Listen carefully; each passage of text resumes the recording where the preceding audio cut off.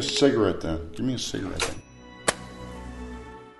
Salut la compagnie, c'est Lilian Lloyd et bienvenue sur ce Lloydcast épisode 1. Alors si tu débarques ici par hasard, ce qui m'étonnerait mais sait-on jamais, je te conseille vivement d'aller écouter l'épisode 0 qui est l'épisode de la présentation et qui va tout te dire sur ce qu'est un Lloydcast, pourquoi, comment et à quelle fréquence.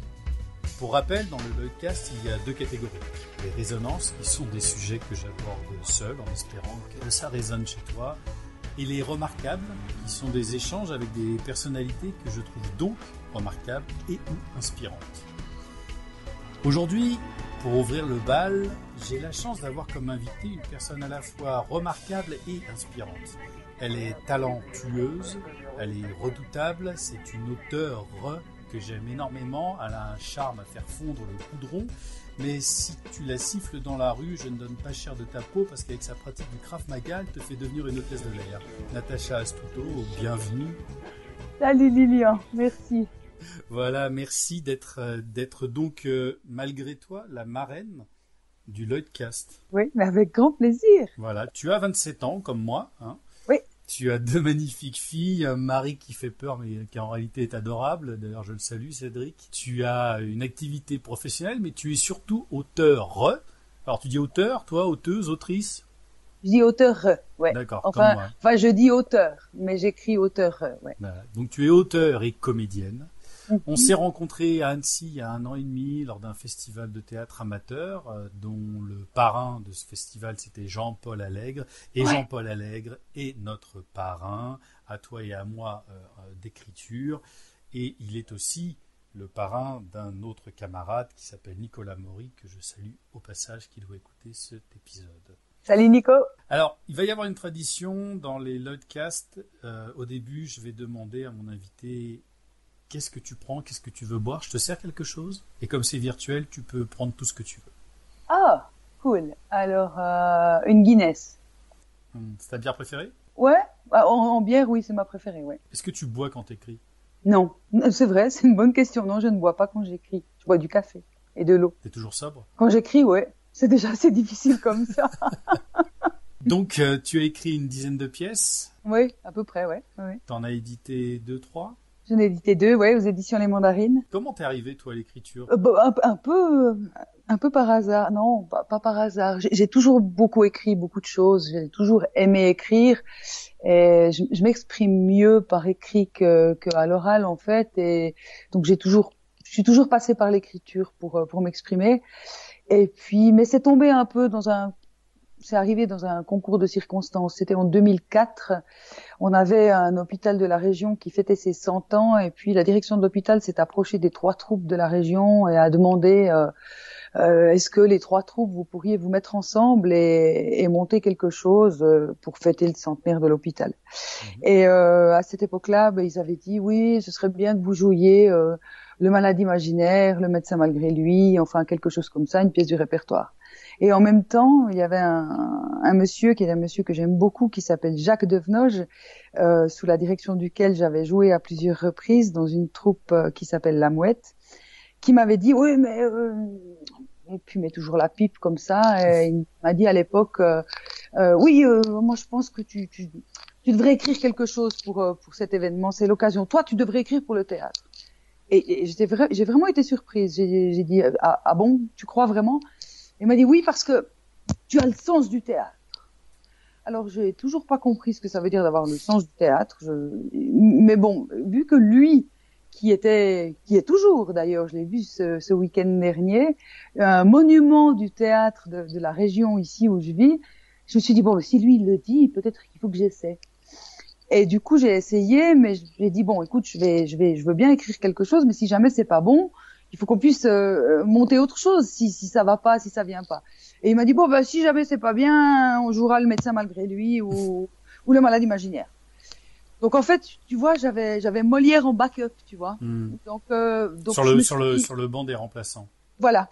Donc je me suis dit dans ces conditions-là, ça va, je peux essayer. Et puis voilà, donc j'ai écrit, ils ont accepté la pièce. Et alors, il y a une chose que je n'ai pas dite quand même, et c'est que en entendant légèrement ton accent, je commence par une auteure qui n'est pas française. Exact. Tu es suisse. Je Voilà. vis en Suisse, oui. Voilà, exactement. Tu vis en Oui. Suisse. Et donc, suite à cette expérience, t'as écrit cette première pièce.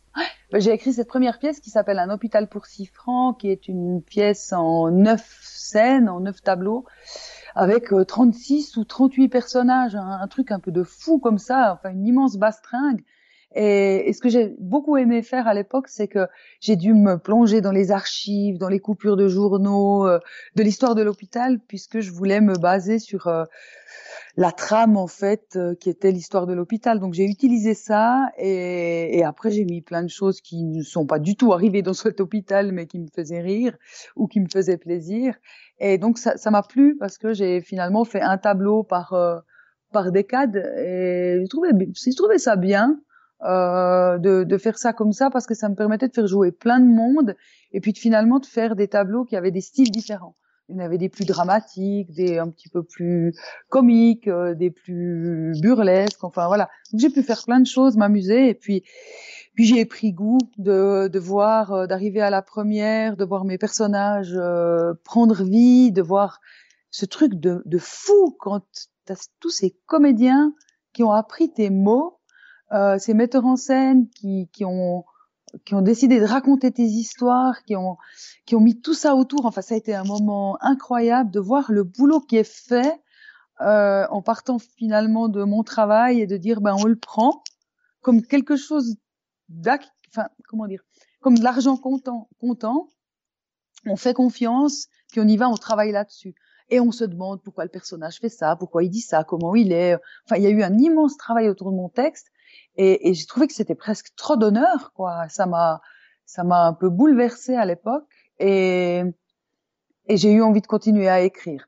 Ce qui m'a beaucoup aidé, c'est que j'ai des troupes qui m'ont commandé des pièces. Parce que je suis pas sûre que sinon, j'aurais continué d'écrire. J'avais pas suffisamment confiance en moi pour me dire, ah bah oui, je vais écrire et puis les gens, ils vont jouer mes pièces. Donc, le fait que des troupes me commandent des pièces, ça m'a aidé à continuer à écrire, en fait. Est-ce que tu as vu ensuite des mises en scène de tes propres pièces qui t'ont déplu? Je les ai pas vues. Oui, j'en ai vu une, oui. Oui, j'en ai vu une, effectivement, où je me suis dit, oh là là, ils ont pas compris. Puis après, je me suis dit que c'était peut-être moi qui m'étais mal expliqué. Mais, ouais, après, ça arrive, quoi. Je pense que c'est normal que ça arrive. De nouveau, maintenant, j'ai suffisamment de recul pour me dire que bon, bah, c'est comme ça. J'arrive quand même à prendre du plaisir dans le sens où je me dis ben ok, je me dis bah ils ont pas compris, ok ils ont compris quoi finalement ou qu'est-ce qu'ils ont voulu dire. Et j'ai réussi sans vouloir être démago à arriver ni condescendante à me dire ouais ils ont travaillé dessus, ils ont voulu transmettre un message qui est peut-être pas celui que j'avais prévu ou celui que j'avais imaginé, mais le travail a quand même été fait. C'est pas pareil que quand le travail n'a pas été fait, mais ça je l'ai pas encore vécu. Des pièces, j'ai jamais vu de mise en scène de mes pièces où ils savent pas le texte, où ils ont pas travaillé dessus, enfin où ça ressemble à rien quoi. Ça j'ai pas vu. Donc Mais ça arrive aussi que tu aies des metteurs en scène qui comprennent ton texte à l'envers. ouais, C'est par expérience personnelle, ça m'est déjà arrivé sur National 666. Je m'en rappelle très bien et je tairai le nom du metteur en scène. Mais ouais. à la sortie de la pièce, j'avais quasiment déchiré un fauteuil. Et quand les comédiennes sont arrivées vers moi pour me demander ce que j'avais pensé de la pièce, je leur avais dit c'est moi qui ai écrit cette merde. Toi, avec ta double casquette d'auteur, comédienne, est-ce que tu as une préférence? Tu préfères écrire ou jouer? Oh, alors là, j'aime pas ta question parce que euh, Enfin, s'il y a une préférence d'ailleurs. T'es pas non, obligé d'en avoir écoute, une. j'en ai pas. C'est comme si tu me demandais qui je préfère entre mes deux enfants, quoi. C'est pas possible. Je peux pas répondre à cette question parce que ce sont deux choses tellement différentes. J'aime vraiment, vraiment beaucoup écrire et je voudrais instinctivement te dire que j'aime mieux écrire aussi parce que ça me permet de m'exprimer par mes propres mots, de faire vivre des personnages que j'aurais voulu être ou que je connais ou des gens à qui j'ai envie de rendre hommage parce que je fais beaucoup ça dans mes pièces. Mais j'aime tellement jouer. La scène, c'est finalement le meilleur endroit au monde, je crois, quand j'ai les pieds sur une scène. Ouais, je peux pas négliger ça. Si je te réponds ici maintenant à froid, assise là où je me trouve, j'ai envie de te dire écrire, mais c'est pas tout à fait vrai. Parce que si je repense à quand j'ai les pieds sur ce parquet, sur cette scène, je pourrais pas choisir. Je voudrais jamais avoir à choisir entre les deux. On a un point commun, toi et moi, c'est qu'on écrit et qu'on va jouer à des moments nos propres pièces. Est-ce que quand tu t'écris un personnage, déjà, est-ce que tu sais que tu vas t'écrire un personnage que tu vas jouer? Et qu'est-ce que tu vas t'écrire comme genre de personnage? Est-ce que c'est des choses dans lesquelles tu as envie de sortir de ta zone de confort? Ou est-ce que tu fais quelque chose que tu voudrais être? Est-ce que tu écris un personnage que tu voudrais être? C'est marrant comme question parce qu'en fait, je l'ai jamais fait, ou peut-être une demi-fois, mais je l'ai pas encore joué, ce personnage, et je sais pas si je le jouerai, je pense que oui, mais sinon, non, je l'ai jamais fait. D'abord, j'ai joué que dans une de mes pièces, et c'était un remplacement. C'était quelqu'un d'autre qui devait jouer, ça s'est pas fait, et puis finalement, Cédric, qui faisait la mise en scène, m'a dit est-ce que tu veux prendre le rôle, est-ce que tu peux le prendre. Et donc finalement bon, mais j'ai accepté de prendre le rôle, mais j'étais pas tellement d'accord en fait de jouer dans ma propre pièce. Pourquoi? Parce que je me disais et c'est là que je vois qu'on est un peu différents. Je me disais mais que vont dire les gens? Ils vont dire machine, elle s'écrit des rôles. Et je voulais pas ça. Je voudrais écrire des rôles pour d'autres. Donc quand j'écris pas pour moi, j'écris pour d'autres. Je vois les visages d'autres personnes. Je vois en général des gens que je connais, ou des fois des célébrités, mais c'est par hasard. Mais en général des gens que je connais, mais je m'écris pas des rôles, non. Donc si je devais répondre à ta question en disant si je devais m'écrire un rôle, qu'est-ce que je voudrais? Ouais, alors j'écrirais un truc où je serais quelque chose que j'ai toujours voulu être. Mais comme j'ai toujours voulu être un million de choses, j'aurais le choix. Alors, dans le Lloydcast, il y a un petit personnage qui est une petite souris et qui étudie, enfin qui aime bien regarder ce que font mes invités lorsqu'ils font leur passion, leur travail, etc. Si je suis cette petite souris et que je vois Natacha Astuto travailler, qu'est-ce que je verrai? Alors j'ai envie de te dire, ça doit pas être beau à voir. Non, mais j'ai un joli petit bureau prévu pour écrire et j'ai jamais pu écrire dessus parce que j'y suis pas bien. Je sais pas pourquoi.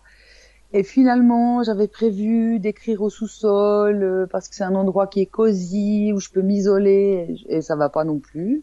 Et donc en fait, j'écris dans mon salon donc ça casse tout hein, mais j'écris dans mon salon assise sur le canapé, plié en deux parce que mon ordinateur est sur la table basse, qui est pas si basse mais quand même. Et donc j'écris là comme ça, plié en deux dans une position tout à fait inconfortable, mais c'est là que ça vient. Alors, ça paraît complètement ridicule parce que j'ai toujours un petit peu ri de ces gens qui disaient ah oui alors moi l'inspiration je l'ai plutôt ici plutôt là. Mais en fait je me rends compte que ouais je suis bien là pour écrire. C'est un endroit où je me sens bien. Peut-être qu'il y a un nœud tellurique, je sais pas, mais c'est là que je me sens bien pour écrire et quand j'ai envie d'écrire c'est là que je viens. Après quand je suis très inspirée ou très pressée parce que je fonctionne assez bien avec les délais. Je peux écrire n'importe où. Il m'est arrivé d'écrire sur une terrasse alors que toute ma famille prenait le dessert un dimanche après-midi parce qu'il fallait que je termine quelque chose et je me suis mise en bout de table et j'ai terminé ce que j'avais à terminer. Donc, mais en général, non, j'écris plié en deux sur mon canapé. Et est-ce que tu as des rituels autour de l'écriture? Une mise en condition? J'ai le défaut de fumer, donc je fume un peu trop. Je bois beaucoup d'eau, je bois du café, et puis j'écoute de la musique. Je mets un casque sur les oreilles. Ça aussi, c'est important d'avoir le casque sur les oreilles. Je peux pas, quand je mets de la musique, ça m'arrive. Je le fais de temps en temps. Je mets de la musique sur un petit haut-parleur additionnel que j'ai, mais ça marche moins bien que le casque sur les oreilles. Je pense que ça m'isole, ça m'envoie dans un autre monde, ou ça m'aide à me mettre dans un autre monde. Donc ouais, j'ai ce rituel de la musique. La musique, c'est capital pour moi, mais pas que pour écrire. Comment tu fais pour gérer à la fois une vie de famille, un boulot et ton boulot d'auteur? Parce que tu peux pas être discipliné comme quelqu'un qui voudrait, comme Amélie Nothomb, je crois, qui dit qu'elle commence à écrire de 8h à 13h et de 14h à 17h. Ouais. Comment tu organises, toi, tes journées quand tu veux écrire, quoi? Oui, j'entendais, j'ai rencontré une fois Rémi DeVos qui Oui. disait qu'il s'obligeait à écrire 3 pages par jour. Mm.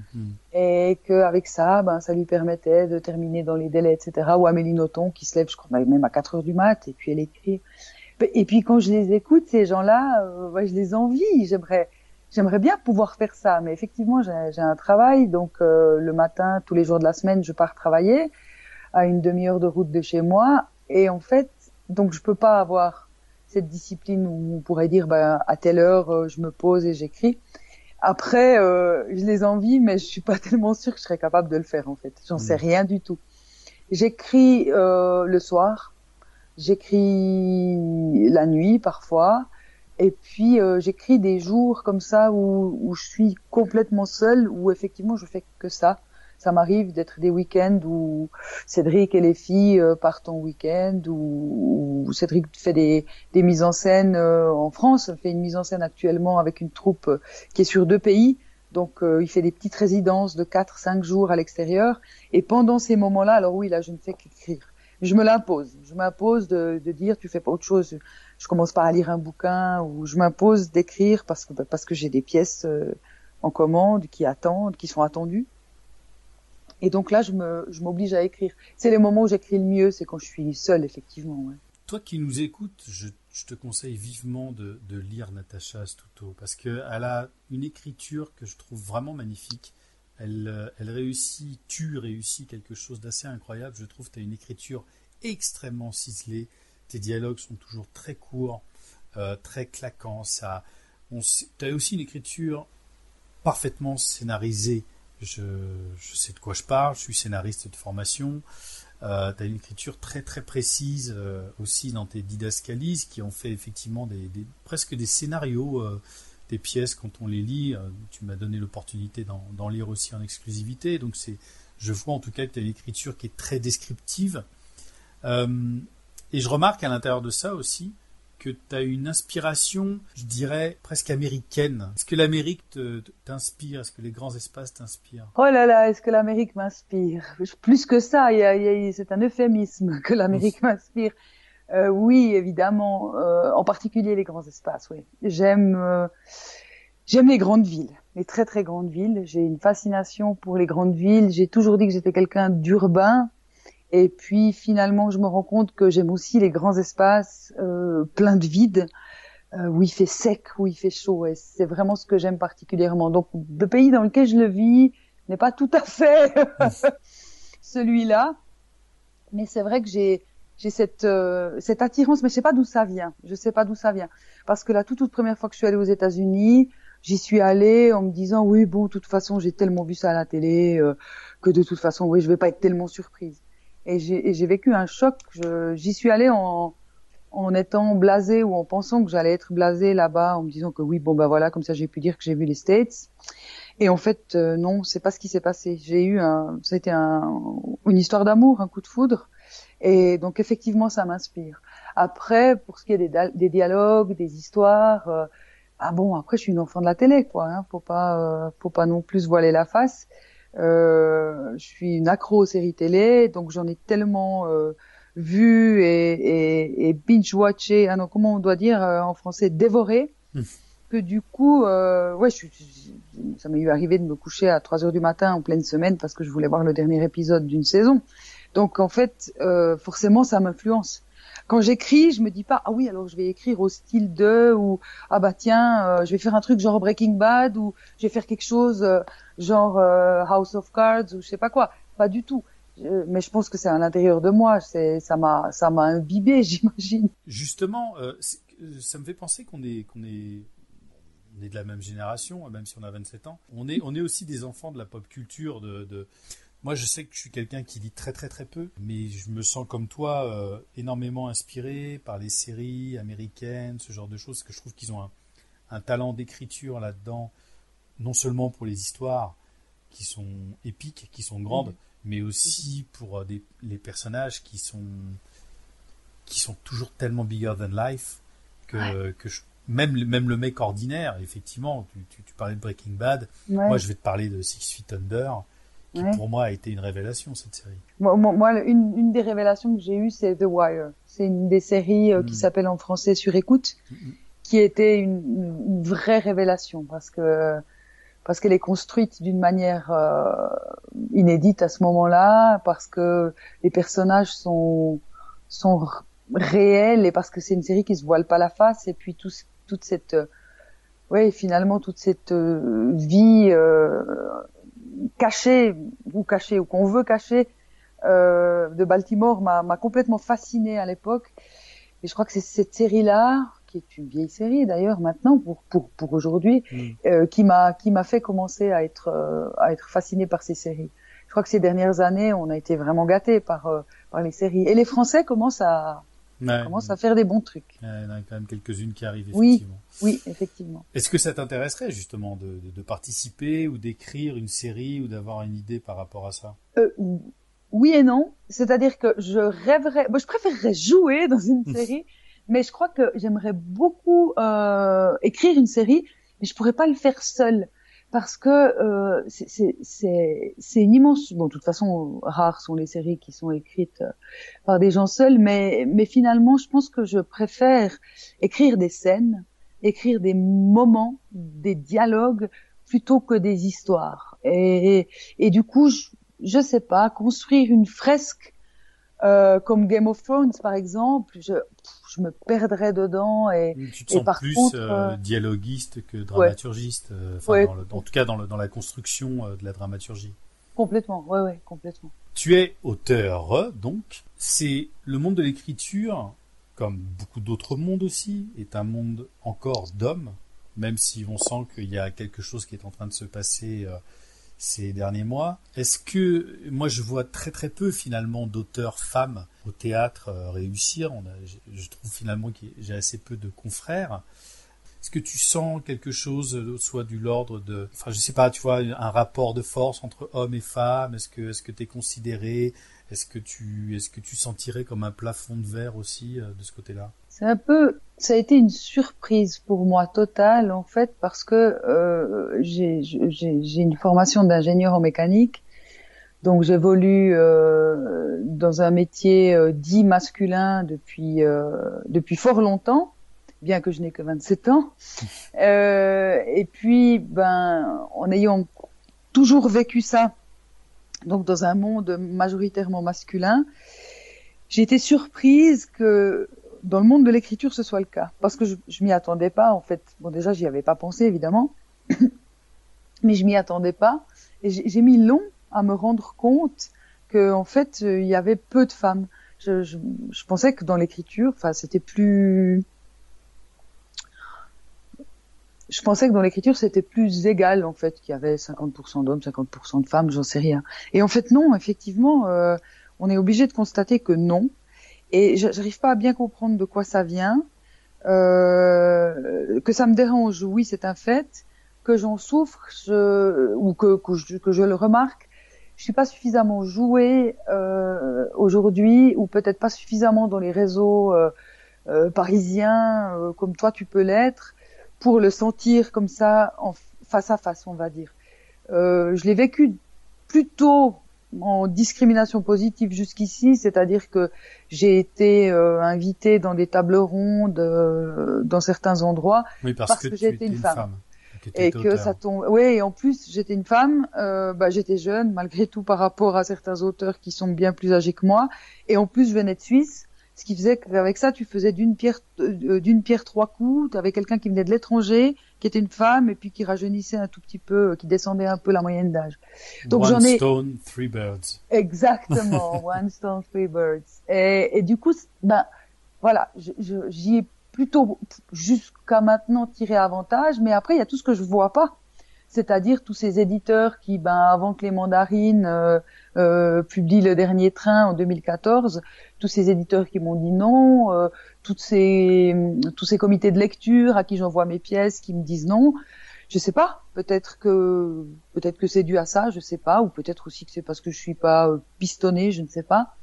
Donc je peux pas vraiment répondre à cette question. Je l'ai vécu effectivement où on m'a dit c'est étonnant une femme qui écrit des horreurs pareilles. Ça, j'ai eu. Mm-hmm. Bon, voilà. D'autres qui m'ont dit, ah, mais vous êtes jeune pour écrire des choses comme ça, vous connaissez rien de la vie. Oui, bon, quand même. C'est gentil, mais bon. Donc ouais, mais je sais que ça existe. Je peux pas dire, ah ben non, moi je l'ai pas vécu, donc ça n'existe pas. Je le vois bien. La preuve, c'est que j'aime bien suivre les Molières, les Césars, les Oscars. J'aime bien suivre tout ça. Et une des premières choses que je fais, c'est que je vais au texteux en général. Je descends voir les scénaristes, les meilleurs scénars ou les meilleures adaptations, etc. Et quand je vois les noms, de temps en temps, il y a une femme, quoi. Mais c'est très rare. Et ben, les réalisateurs, c'est la même chose. C'est un problème. Donc, on va pas se voiler la face. Il y a un problème dont je peux pas témoigner maintenant. Est-ce que justement tu sens une différence entre... Parce que vous avez tourné avec la pièce de Jean-Paul Allègre sur laquelle je t'ai découverte en tant que comédienne qui s'appelle Moi Ota, Rivière d'Hiroshima. Rivière d'Hiroshima. Une pièce que vous avez beaucoup tournée. Ouais, une magnifique pièce. Il a vraiment réussi, Jean-Paul. Elle est très très belle, cette pièce. Voilà, je ferai un jour un podcast avec lui, mais ce sera un podcast de 67 heures. Ah oui, je pense qu'avec Jean-Paul, il faudra... Je pourrai jamais le couper, lui. Tu pourras pas. Jean-Paul, si tu nous écoutes. Salut Jean-Paul. Voilà, et donc tu as pu tourner cette pièce en Suisse et en France. Est-ce que tu as senti des différences? Alors, fondamentalement, par le fait qu'en France, les techniciens, étant donné les normes de sécurité, refusent d'éteindre les sorties de secours, les chemins de fuite, et que c'est vraiment pénible pour jouer parce que on a un metteur en scène, Cédric Lopcher, qui nous fait des magnifiques lumières et eux, ils nous laissent ces loupiottes vertes. Et c'est agaçant. Alors qu'en Suisse, on fonctionne autrement, on éteint, et puis c'est le technicien qui lance l'alarme si jamais il devait y avoir le feu. J'ai pas vu de différence vraiment, à part cette anecdote que je raconte pour plaisanter, j'ai pas vu de différence fondamentale, à part peut-être, puisque j'en ai déjà une fois parlé avec toi, une différence de moyens peut-être dans les théâtres, ouais, effectivement. Au niveau du matériel, au niveau de la vétusté du bâtiment, peut-être effectivement. Et puis tu as des compagnies amateurs suisses aussi qui sont soutenues par la loterie romande, c'est ça? Oui, la loterie romande, c'est la Française des Jeux, mais de la Suisse romande, et qui en fait redistribue ses bénéfices pour la culture et pour le sport. Et donc effectivement, on a des troupes qui en profitent. C'est pas partout pareil dans les cantons, et toutes les troupes n'en profitent pas parce que la loterie romande n'aide pas forcément tout le monde tout le temps. Et visiblement, ces dernières années, ça s'est un tout petit peu resserré au niveau des critères. Mais effectivement, il y a du soutien qui est là, il y a du soutien qui vient du privé. Et puis, les troupes d'amateurs ont cet avantage-là d'avoir des gens qui ont un travail à côté et qui ont donc de l'argent pour se payer leurs propres costumes, pour se payer leurs propres billets pour partir aux tournées. Donc forcément, ça aide aussi la troupe en général. Oui. Moi, je te connais bien. Maintenant, je sais que t'es un petit peu punk sur les bords, mais est-ce que tu penses que le théâtre, ça peut être sex, drug and rock'n'roll? Bon, la vie est sex, drug and rock'n'roll. Très bien. Ouais, bien sûr. Pourquoi pas? Après, pour moi, c'est une métaphore. Le sexe, c'est plein de choses, la drogue, c'est plein de choses, et le rock'n'roll, c'est une seule chose. Pardon, je l'avais pas préparé, celle-là, c'est sorti comme ça, mais évidemment, non, je dis pas qu'il faut se mettre de la poudre dans le pif, clairement pas. Je trouve ça même vraiment une mauvaise idée, et même con, il faut éviter, clairement. Par contre, je sais pas, y a tellement de choses qui peuvent être de la drogue finalement que oui. Je l'ai dit sur la présentation, tu as une pratique du Krav Maga, qui est un art de défense, je crois, israélien, si je dis pas de bêtises. Ouais, c'est ça. De manière professionnelle, quasiment, non? Enfin, non, très haut niveau, non? Non, vous avez... Non, pas du tout très haut niveau. Non, attends, j'ai mes collègues qui, eux, ont un très haut niveau, qui vont se marrer en écoutant ça. Non, c'est vraiment, maintenant, c'est plus qu'un sport. C'est vrai que c'est une passion, au même titre que le théâtre, je dirais. C'est un besoin. Je m'entraîne 3 fois par semaine. Qu'est-ce que ça t'amène? Alors voilà, parce qu'on a ça aussi en commun, toi et moi, c'est le sport. Moi, pratiquant beaucoup de fitness. De musculation plus exactement. Qu'est-ce que t'amène le sport dans ta vie et est-ce que ça t'amène quelque chose dans ton travail en fait, dans ton travail d'auteur, hein, j'entends.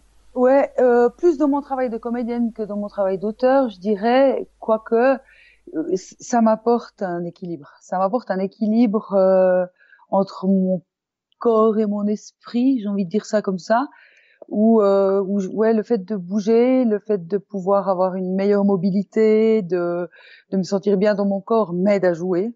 Ça c'est, je vois vraiment, j'ai vu la différence sur scène, notamment pour jouer Ota où je porte un costume lourd, relativement confortable mais lourd et parfois encombrant, où je dois rester 3 minutes et 20 secondes dans une position désagréable, accroupie par terre, sans bouger. J'ai vu la différence grâce au sport. Mais après, c'est aussi que ça me vide la tête, ça me fait du bien. Et puis, ça me sort un petit peu de ma zone de confort parce que écrire, c'est quelque chose que j'ai toujours fait, qu'on pense que ce que je fais est beau ou pas beau. Je sais écrire, on va dire. Après, on n'aime pas ce que je fais, mais je sais le faire. Et par contre, le Krav Maga, quand j'ai commencé, j'avais aucune idée. Donc en fait, je dois apprendre, je dois bosser. Ça me demande de répéter les cahiers techniques, de travailler, de bouger, de m'entraîner, de refaire des dizaines, des centaines de fois le même coup de pied. Et puis c'est un truc que fondamentalement, je suis pas forcément capable de faire. C'est-à-dire de base, je suis quelqu'un qui a de la volonté, qui a de la hargne, où je vais recommencer plein de fois jusqu'à ce que j'y arrive quand je dois faire quelque chose. Mais au niveau du sport, au niveau de mon corps, c'était pas quelque chose forcément de si évident que ça. Donc ça me demande une certaine discipline que je pense que j'avais pas, que j'ai peut-être pas encore tout le temps. Et donc ça me fait progresser beaucoup au niveau de la discipline. Après, rien. Qui a dit, et est-ce que tu es d'accord, le théâtre ce n'est pas ceci ou cela, c'est ceci et cela. Alors, j'ai pas la référence, donc je ne sais pas qui l'a dit, Alors mais je suis d'accord. C'est Laurent Terzieff qui a dit ça. D'accord. Ben, je suis d'accord avec Monsieur Terzieff. Est-ce que toi tu arrives à dire le théâtre c'est trois petits points? Non, non. Oh, moi, je réponds toujours un peu la même chose parce que c'est ce que moi je ressens. Mhm. Euh, c'est d'avoir plusieurs vies. Pour moi, c'est ça. Mais c'est pour moi. C'est pas c'est en général comme si c'était une vérité. D'ailleurs, je n'aurais aucune vérité. Mais pour moi, c'est d'avoir plusieurs vies. C'est-à-dire que un des plus gros regrets que j'aurai toujours, c'est de n'avoir qu'une vie puis de pas pouvoir tout faire dedans.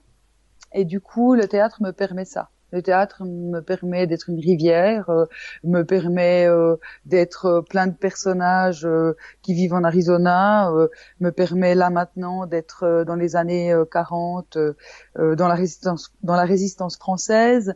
Donc le théâtre me permet ça. Il me permet d'avoir plusieurs vies que je ne peux pas avoir pour de vrai. Donc je les ai par ce chemin-là. Donc c'est capital pour moi. C'est Mhm. question de survie. Alors on va terminer avec quelques questions que je vais poser. Tu es la première, tu vas y traîner ça aussi. Mhm. Et donc tu me réponds du tac au tac, ce qui te vient. Quelques questions qui seront posées à tous mes invités. Alors J'ai si tu... peur. N'en aie pas peur, tout va bien aller. Si tu gagnes au loto, quelle est ta première réaction? Ben, je prends un billet d'avion, aller simple, pour la Californie. Y a-t-il un livre ou un film ou une chanson qui a changé ta vie? Ouais, Rocky. Rocky, ouais, clairement. Pourquoi? Parce que ça m'a fait comprendre qu'en travaillant, on pouvait arriver à tout. Enfin, ça m'a fait en tout cas croire à ça. Et il y a beaucoup de gens qui ont vu le rêve américain dans ce film-là. Et moi, c'est pas ce que j'ai vu. J'ai vu Rocky la première fois quand j'avais, je crois, 10 ans. Et c'est pas ce que j'ai vu. J'ai vu un mec qui avait un rêve et qui a bossé comme un fou pour y arriver. Et du coup, ouais, je suis une inconditionnelle de Rocky. Ça plaira beaucoup à mon préparateur physique Théo parce que sa phrase d'accroche de son site c'est le travail paye toujours. Si tu n'écrivais pas, tu ferais quoi? Si je n'écrivais pas, je ferais quoi? Je serais comédienne. Quel est ton plus bel échec? Ah ouais, il y en a beaucoup, hein. De m'être fait virer. Ton endroit préféré au monde? Death Valley en Californie. Il y a une expression américaine qui est le motto, qui est en gros la devise, le truc qui te motive au quotidien. Qu'est-ce que c'est toi? Ouais, j'en ai. il y en a tellement de ces phrases que j'aime parce que j'adore les citations, mais je dirais que celle qui me fait du bien ces dernières années, c'est une qui est dans le dernier Rocky, dans Creed. En fait, oui, désolé, mais Non, mais c'est très bien. ou qui est en fait one step at a time, one punch at a time, one round at a time. Ça veut dire un pas à la fois, un coup de poing à la fois, un round à la fois. Et je pense que pour ma carrière d'auteur, c'est ce qu'il faut que je me répète sans arrêt.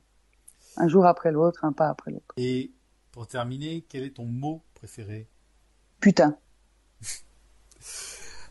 Alors, quelle est ton actualité dans les mois à venir, rapidement? Est-ce qu'il y a des pièces qui se jouent? Est-ce qu'on va pouvoir voir du Natacha Astuto quelque part très bientôt? Alors, j'ai ma pièce issue de secours qui a commencé en répète là ces derniers temps. Donc en fin d'année, normalement, ils vont la créer. Donc c'est la compagnie TA 58 qui va la créer. Mise en scène par Cédric Lobcher avec Françoise Auffauvre et Jean-Pierre Durieux dans les deux rôles. Donc ça c'est pour la fin de l'année. Arizona aussi, qui devrait être sur les scènes de Suisse et de France, j'espère, début de l'année prochaine, début 2019, donc en deuxième partie de saison, avec une distribution internationale. Donc ça, j'ai hâte. On dira pas qui c'est que t'as casté dedans. Non, on dira pas qui c'est qu'on a casté. Non. On ne dit pas là. Et sinon, oui, je suis en train d'écrire une pièce qui s'appelle Cinquième étage, qui se passe dans les années 40 sous la France occupée, dans la France occupée, et je suis en train de me passionner pour ça parce que j'ai toujours été intéressée par la Deuxième Guerre mondiale, mais la partie France sous l'occupation, je l'avais moins étudiée. Et donc là, je suis dans les archives, dans les interviews, dans plein de choses qui me portent comme ça, puis qui sont passionnantes. Donc j'espère que cette pièce qui est attendue par la troupe Alex, qui est une troupe de La Roche-sur-Foron, sera jouée l'année prochaine, j'espère. Et puis sinon, Angelina, que je viens de terminer, qui se passe en Italie dans les années 80, que tu as lu d'ailleurs tout récemment, et qui j'espère sera jouée encore cette année. Bon, que d'actualité. Si on veut acheter tes bouquins, on peut les trouver sur ton site? Oui, sur mon site natachaastuto.ch. Et donc sur le site de Mandarine. Oui, de ma maison d'édition Les Mandarines. Ouais. Les Mandarines, voilà. Et en tout cas, Natacha, merci d'avoir essuyé les plâtres avec moi. Ouais, merci à toi. De cet épisode 1. Moi, en tout cas, j'apprends beaucoup de choses de toi. Et ça m'intéresse grandement. Mais merci à toi, j'ai un plaisir fou à parler avec toi. Et puis je te remercie de m'avoir fait l'honneur de cette première. Et tu es la marraine. Oui, c'est génial, je suis très honorée. Très bien. Bon, quant à toi, la compagnie, j'espère que ce premier épisode t'aura plu. N'hésite pas à le commenter là où tu l'auras entendu. Ça rime, c'est génial. Sur PodCloud, sur iTunes, sur notre plateforme, y compris sur mes réseaux sociaux ou ceux de Natacha. On se retrouve jeudi prochain pour un nouvel épisode et d'ici là, porte-toi bien. Salut.